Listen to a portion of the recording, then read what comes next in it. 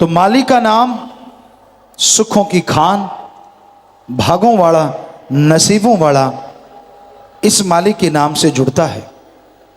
मालिक का नाम इंसान को, अंत्यकरण को अंदर से इस तरह धो देता है जैसे मैल से भरे कपड़े को पाउडर या साबुन लगा के मल मल के धोया जाए तो उसकी मैल चली जाती है। इसी तरह राम, अल्लाह, वाहिगुरु, गॉड के नाम से आदमी के जन्मों जन्मों के पाप कर्मों की मैल उतर जाया करती है। साबुन लगाने में फिर भी जोर लगता है, कपड़े को मलमल के धोने में फिर भी जोर लगता है। कहते हैं जी आजकल मशीनें आ गई हैं, वॉशिंग मशीन है, उसमें डाल दो, उस पर भी पैसा लगता है। लेकिन राम का नाम ऐसा है, ना तो जब आप लेते हो तब पैसा लगता है और ना ही जब जाप करते हो तब पैसा लगता है, फ्री में, और जन्मों जन्मों के पापों को धो डालता है। तो ऐसा है प्रभु का नाम, वाहिगुरु का नाम। सच्ची भावना, श्रद्धा, यकीन हो तो मालिक का नाम तमाम खुशियां, बरकतें दे देता है। शीशे पे धुंध जमी हो, कोहरा जमा हो तो चेहरा धुंधला धुंधला नजर आता है, और उस शीशे को, दर्पण को अगर साफ कर दो तो अक्ष उभर आता है, चेहरा साफ साफ नजर आता है। उसी तरह जन्मों जन्मों की मैल इंसान पे चढ़ी हुई है, जिसकी वजह से ये मालिक के नज़ारे नहीं ले पाता, मालिक के दर्शन नहीं कर पाता। इस धुंध को हटाने के लिए, साफ करने के लिए सत्संग में आओ और सत्संग में आके प्रभु का नाम लो, जिससे ये धुंध छंट जाएगी और मालिक के नूरी नज़ारे नजर आने लगेंगे।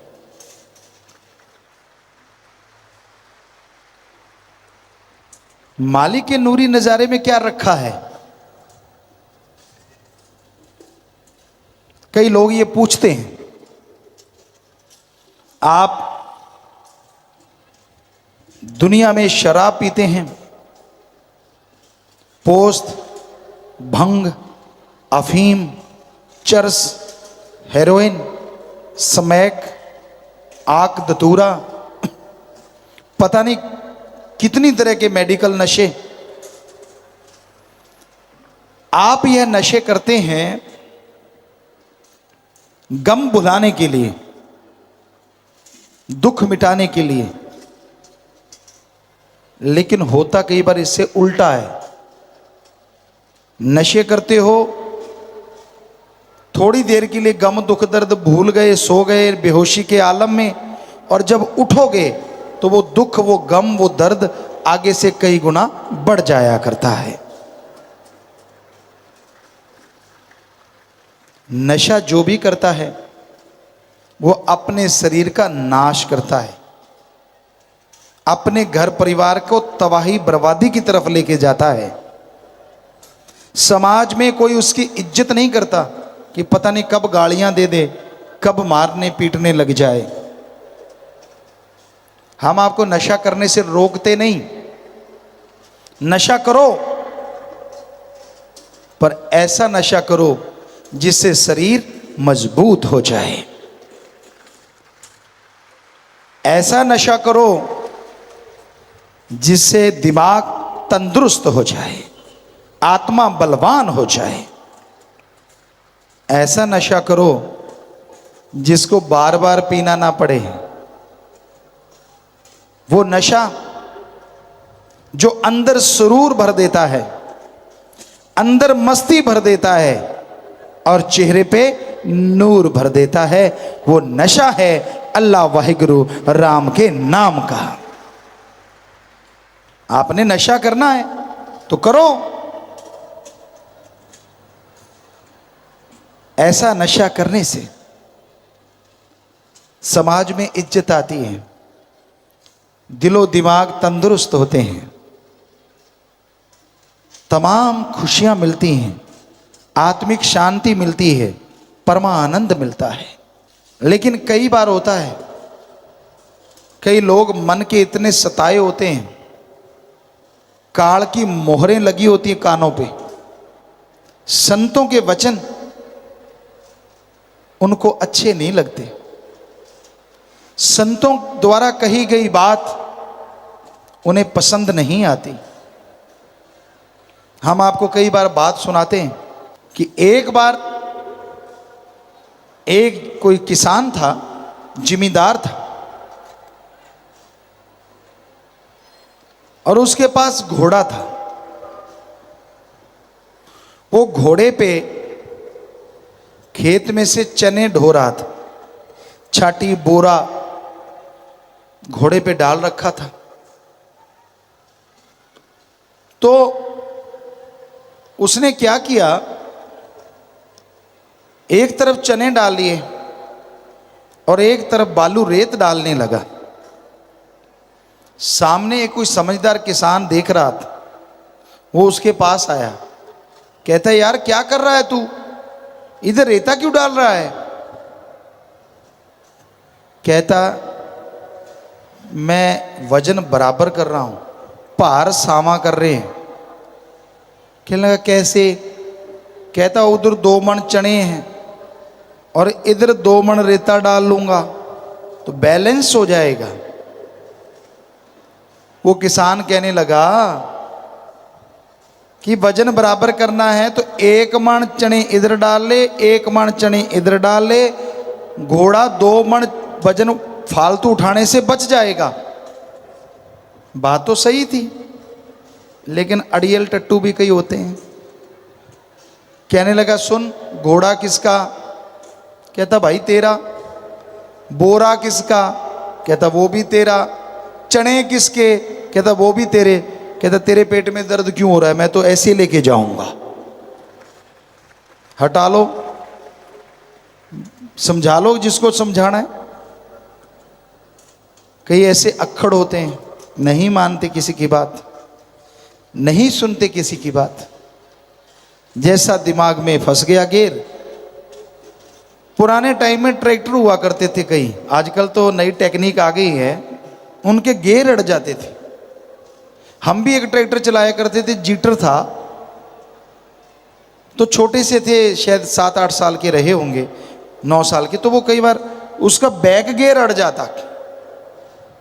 वैसे तो ऐसे ट्रेंड हो गए थे कि वहीं खोल के उसको निकाल लेते थे, लेकिन कई बार चाबियां नहीं होती थी।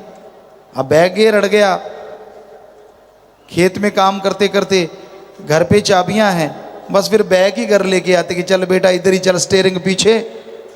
तो कईयों के बैक गियर अड़ जाता है। ट्रैक्टर तो फिर भी घर आ जाता है, ऐसे आदमियों का क्या किया जाए? बस मालिक से दुआ कर सकते हैं, मालिक उनका गियर निकाल दे, वो भी इंसान बन जाएं, वो भी नेक बन जाएं, वो भी मजे लें परमात्मा के नाम के, वो भी आनंद उठाएं भगवान के नशे का, और दुनियावी गंदगी को लात मार दें, नज़ारे आ जाएं, मजा आ जाए। संत तो प्रार्थना कर सकते हैं, हाथ जोड़ सकते हैं कि भाई मत कर बुरे कर्म। आगे इंसान मर्जी का मालिक है, पशु थोड़ा ही है जो सांकल डाल के किले पे बांध देंगे। तो संतों का काम समझाना है, बताना है, और सच्ची बात बताना। किसी से कोई दुश्मनी नहीं होती। संत जहां भी होते हैं सबकी मांगत खैर, सबों से हमारी दोस्ती नहीं किसी से बैर। बैर विरोध हो ही नहीं सकता संत का। और दोस्ती इसलिए जो अल्लाह से, वाहिगुरु से, राम से प्यार करेगा उसकी औलाद से नफरत कैसे कर सकता है। तो संत तो समझाते हैं, जो सुन के मान लेते हैं बेइंतहा खुशियां हासिल करते हैं, और जो नहीं मानते वो खाली रह जाते हैं, दुखी रह जाते हैं।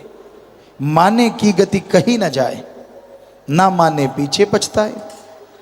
मान लो पीर फकीर की बात तो ऐसा नज़ारा मिलता है, ऐसी खुशी मिलती है, ऐसा परमानंद मिलता है जो बाजार में किसी भी मोल खरीदा बेचा नहीं जा सकता।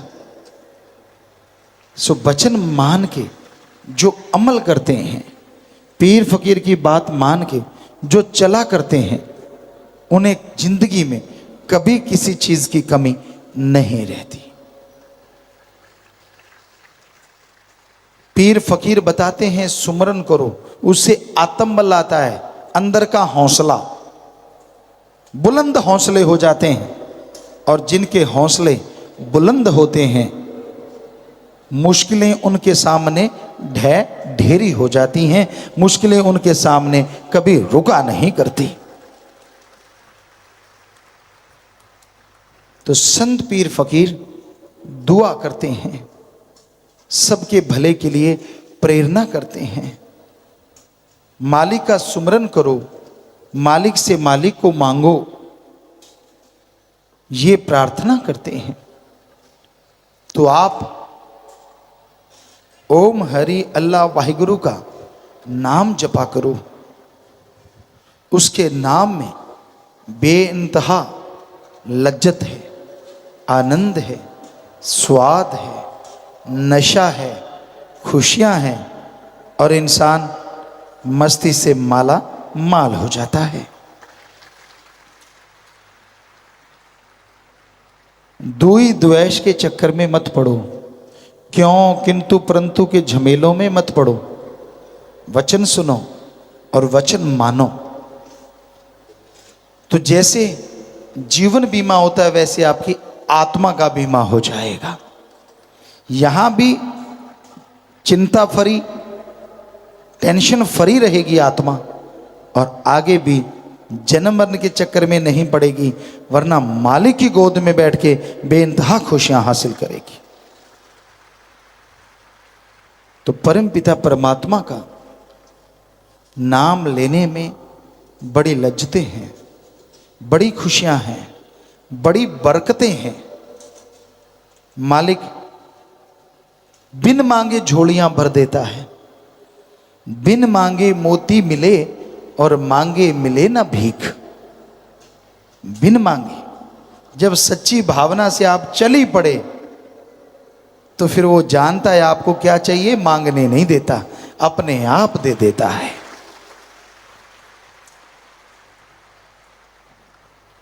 जिमीदार और एक मिस्त्री कारपेंटर की दोस्ती, बेहद दोस्ती। और जिमीदार का अगर चारपाई टूटी पड़ी हो और मिस्त्री चारपाई ही बनाना जानता है, तो वो जिमीदार के घर जाएगा। अगली बार जब आएगा तो वो नई चारपाई या उसकी टूटी हुई जो बाही है वो लेके आएगा। अगर कह के करवाया तो कैसी दोस्ती और कैसी मित्रता। यार को नहीं दिखता कि यार की चारपाई टूटी पड़ी है। जब यार ही रब बना लिया तो फिर उसको नहीं दिखता आपको क्या चाहिए, मांगा तो फिर क्या स्वाद। पर यार बनाना मुश्किल है। दुनिया में सैकड़ों यार बनाते हो, बदलते रहते हो। एक यार बना लिया, थोड़ा डिफेक्ट है इसमें, थोड़ा नुकसान है, दूसरा चेंज कर लिया। दुनिया में पता नहीं कितने कितने यार लोगों ने बनाए या बना रहे हैं। एक ही यार काफ़ी है अगर कोई सच्चे दिल से बना ले, और वो यार अल्लाह वाहिगुरु सतगुरु मौला राम है। जे बंदा आखे तेरा हाथा घाट नहीं रेंदी बंदे नू, उसका बन जाए, कह दे कि मैं तो तेरा हूं और वास्तव में उसका हो जाए, उस आदमी को अंदर बाहर किसी चीज की कोई कमी नहीं रहा करती। सिर्फ माथा टेकने से, सिर झुकाने से बात नहीं बनती। सिर झुकाना चाहिए, ये सजदा करना चाहिए, ये इज्जत का प्रतीक है। लेकिन इतना करके ही बंद नहीं होना। सामने बादाम, घी, दूध, मेवे, मिठाइयां पड़ी हैं, सिर्फ माथा टेकते रहो, हाथ जोड़ते रहो, क्या ताकत आएगी शरीर में? नहीं आती। अब खाओगे, स्वाद भी आएगा और अंदर जाएंगे तो ताकत भी आएगी। उसी तरह अल्लाह वाहिगुरु है और उसका नाम है। सिर झुकाओगे, सजदा करना, तो उसको खाने में आसानी रहती है कि आपके अंदर भावना है। और जैसे राम का नाम, वाहिगुरु का नाम खाओगे, यानी जाप करोगे, तो स्वाद भी आएगा। और जब अंदर जाएगा तो अंदर बाहर से ताकत से भी माला माल कर देगा। बातों में वक्त ना गुवाओ, दिखावे के चक्कर में मत पड़ो, बल्कि शुद्ध भावना से, शुद्ध विचारों से आप प्रभु के नाम का सुमरन किया करो। मालिक से मालिक को मांगते हुए आगे कदम बढ़ाया करो। सेवा सुमरन करते हुए, शुद्ध भावना पे चलते हुए आप मालिक की तमाम बरकतें हासिल कर सकते हो, उसकी दया में रहमत हासिल कर सकते हो, परमा आनंद हासिल कर सकते हो। कोई ऐसी खुशी नहीं जो मालिक का नाम ना दे। मालिक की तमाम खुशियां आपको मिलेंगी अगर आप मालिक के नाम से जुड़े रहेंगे, मालिक के नाम का सुमरन करते रहेंगे। प्यारी सत्संगचियों, गुरु, गु का मतलब अंधकार और रू का मतलब प्रकाश। जो अज्ञानता रूपी अंधकार में ज्ञान रूपी दीपक जला दे, वो सच्चा गुरु होता है। और वचन गुरु के होते हैं, किसी और के नहीं होते। आप कईयों से और वचन करवाने लग जाते हो, मेरे लिए वचन कर दे, मेरे लिए वचन कर दे। इस पे हमें एक बात याद आती है। एक अपने सत्संगी सुनाया करते थे, कहता जी मैं किसी के घर चला गया, किसी बाबा को लेके, हृदय सिद्धि वाला बाबा। कहता एक जैसी शक्ल थी हमारी, थोड़ी सी मिलती जुलती। तो हम चद्दर लेके बैठे थे, सर्दी का मौसम था, कंबल लिया हुआ था ऊपर। तो एक लड़की आई और उसने कहता बाबे की भलेखे मेरे पांव के हाथ लगा दिए और कहने लगी बाबा जी आशीर्वाद तो दो। कहता मैंने कंबल हटा के कहा बेटा आशीर्वाद लेना है तो बाबा उधर बैठा है, अगर मेरे से आशीर्वाद लोगे तो ये हाथ मेरे सिर पे घूमता रहा, मैं तो गंजा हो गया, और तेरे सिर पे रखता गंजी तू हो जाएगी। मेरे तो यही करामात है। सो ऐरे गहरे नत्थु खैरों से आशीर्वाद लेते रहोगे भाई तो गंजे ही होना है, और होना क्या है। जो खुद कर्मों का मारा है वो कहाँ से आपके कर्म सवार देगा। सारा दिन टेंशनों में, सारा दिन बीमारियों में, सारा दिन परेशानियों में जो लटका रहता है, आपको कहाँ से अनामी देश दिखा देगा। अनामी देश दिखाने वाला आपके अंदर बैठा है। गुरु पीर फकीर सच्चा वो है जो अनामी देश और अनामी वाले से मिलाने का रास्ता बता देता है कि ले भाई नाम, ले भाई गुरुमंत्र, ले भाई कलमा, और मालिक से दुआ करके आशीर्वाद ले जा और सुमन करना। यकीनन तेरा मालिक तुझे तेरे अंदर से दर्शन देगा और खुशियों से माला माल कर देगा। तो इसलिए गुरु पीर फकीर की सुनो और अमल करो, अकल का दखल कभी न दो। और गुरु सिर्फ गुरु होता है, ये मत सोचो कि उसके आसपास वाला या कोई भी रिश्ते नाते वाला, कोई आस वाला या पास वाला या दूर या दराज वाला, आप सोचो यार इसके भी पांव के हाथ लगाएंगे तो कुछ कर देगा। गुरु को सिर्फ उसका गुरु ही गुरु बनाता है। किसी और के पास ताकत 100 में से आधा पैसा तो क्या 0 पैसा भी नहीं होती किसी के भी पास, चाहे वो कोई भी क्यों ना हो। इसलिए हमेशा याद रखो वचन गुरु के होते हैं, क्योंकि उसको गुरु ने ताकत दी होती है, आशीर्वाद उसका होता है। इसलिए पाखंडों में मत पड़ा करो, ढोंगियों के चक्कर से बच के रहा करो, ढोंग डकोसले करने वालों से सावधान रहा करो, वरना करी कराई भक्ति माटी में मिल जाएगी, दोजक में जाओगे, दुखी रहोगे, परेशान रहोगे। कई ऐसे भी महानुभाव सेवादार बनते हैं जो सत्संग में नहीं आते, गुरु पीर फकीर के दर्शन तक नहीं करना चाहते, और किसी आदमी में इतने मोहित हो जाते हैं, इतने पागल हो जाते हैं कि मेरा तो सब कुछ यही है, तो सब कुछ तेरा भी बर्बाद और उसका भी बर्बाद। क्योंकि अंधा गुरु अंधा चेला, नरकों में धकम धकेला। गुरु कहता है पहले नरक में मैं घुसूंगा, चेला कहता मैं घुसूंगा, चक्कर पड़ा रहता है नरक में जाने के लिए।